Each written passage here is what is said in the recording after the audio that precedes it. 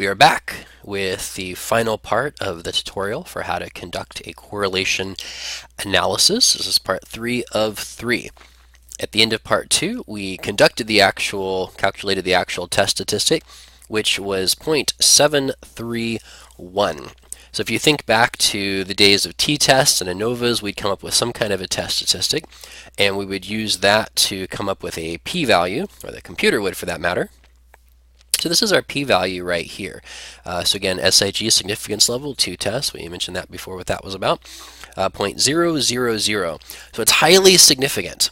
Highly statistically significant. Don't confuse that with practical significance. In the world of correlations, they're not always going to be both, especially if you have a large sample size. In this case, our sample size is 20, so n is 20. There's 20 people. Significance is 0.00, and the test statistic is 0.73. The higher the absolute value of the test statistic, the stronger the correlation. The lower the significance level, the more significant the correlation is. Please do not mix up the two in your interpretations. They are not exactly the same thing. They mean something different. Okay, well there's our output. So actually that's pretty much that whole step. And because we're not going to talk about it yet, we'll talk about it in evaluating the statistic. That's step 4.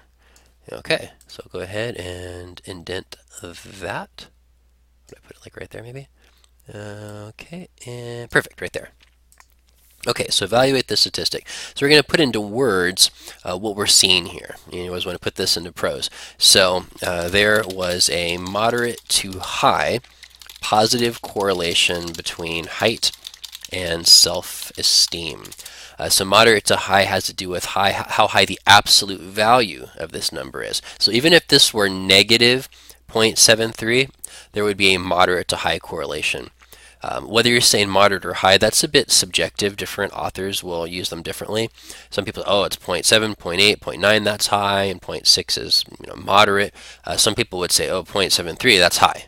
So just understand there's some degree of subjectivity here, but if we say moderate to high, we're pretty safe.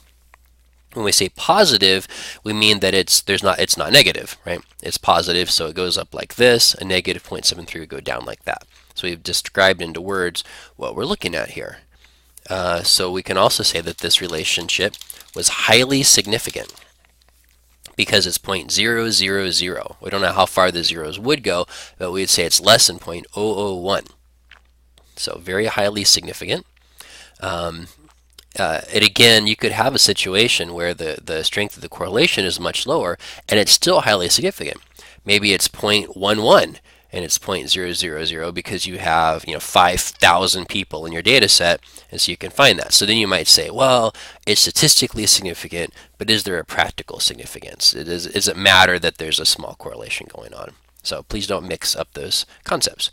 It was highly significant, and we'll report this using APA format. So think back to your t-test days where you had the italics t's and parentheses, degrees of freedom, blah, blah, blah.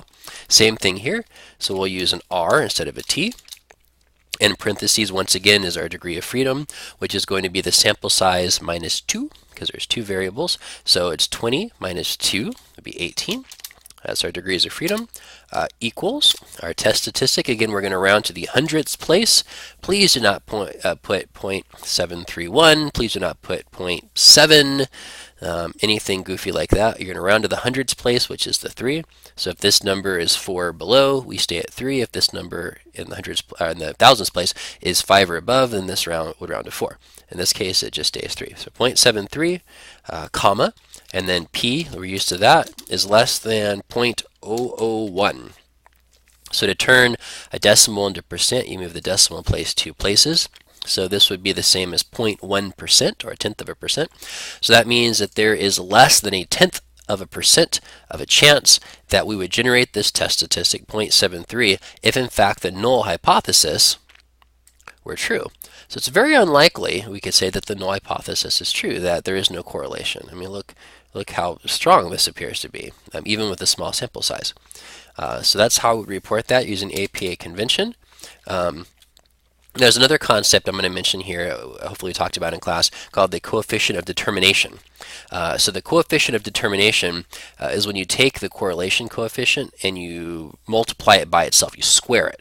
So let's see here, let me find a calculator. Bingo. So in this case, it would be 0.73 times 0.73, and it gives us 0.53. All right, that's our coefficient of determination, and this means that that height predicts 53% of the variance in self-esteem. So this is how much shared variance there is between these variables. So I'll leave that over here. So we'll go ahead and add that to our description. So the coefficient of determination was 0.53, which means that height predicted 53% of the variation in self-esteem. So that's how much shared variance there is. So again, to get the 0.53, we squared the correlation coefficient. So if you missed it, it was 0.73 times 0.73, or you could just hit the squared button, which is right there, which gives us 0.53. So to do it with the squared button, 0.73 squared, 0.53. Again, we're rounding to the hundreds place. Please do not put 0.5329 or 0.5 or anything like that. Okay, so again, to turn this into a percentage, you move the decimal places 2 places to the right, so we get 53%. So that's the shared variation between height and self-esteem. Okay, so that's how we evaluate the statistic. And then finally, we're going to interpret the result. So once again, I'll indent that so we have everything nice and orderly here. Bingo. Okay, so when we interpret the result, it's helpful to interpret it in light of some kind of theory, if at all possible, or at least give some sort of practical explanation of why we think it's going on this way, why it's functioning that way, and maybe some sort of practical implication, something like that. So we know there's a significant positive correlation. Now let's say, well, why does that matter? So I'm going to interpret this in light of something called self-discrepancy theory. And that's a theory of self-esteem, and basically it means that your self-esteem is going to be a function of the distance between your ideal self and your perceived actual self. And so in this case, if you think that you should be tall, because being tall is attractive and charming and whatever else, and you perceive yourself to be short, then that discrepancy is going to cause an impact, excuse me, an impact on your self-esteem. So we'll apply that theory to this situation.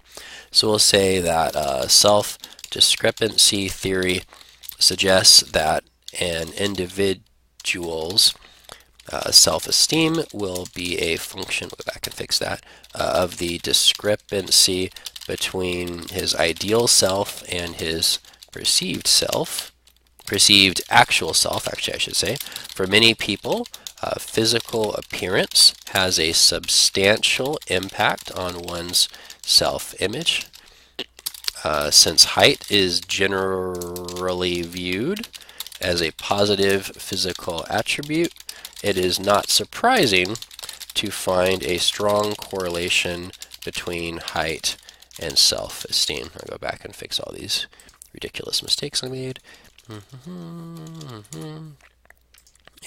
Individuals. Perfect. Okay, so basically I interpreted this in light of theory. Now in the homework assignment, there's no theory given. Don't use self-discrepancy theory because that wouldn't make any sense in the context of that assignment. I'm just giving you an example of how that might work. So you don't have to actually pull a theory, but just sort of, why do you think this is going on? How would you explain this relationship? Sure, it's exciting to say, oh, there's a 0.73 correlation. It's highly significant. Isn't that fantastic? But who cares if you can't give us some sort of rationale? Why is it working that way? What theory does this relate to? What's the implications of this? Well, what's the point, right? So this isn't a strict math class in the sense of, find the right answer and we're done. 0.73, over. It's applied, right? Statistics should be applied to make it meaningful. Anyway, hope that was helpful, and if you have any problems with the homework, go ahead and email me, and I will be happy to help as quickly as I can do that. All right, good luck.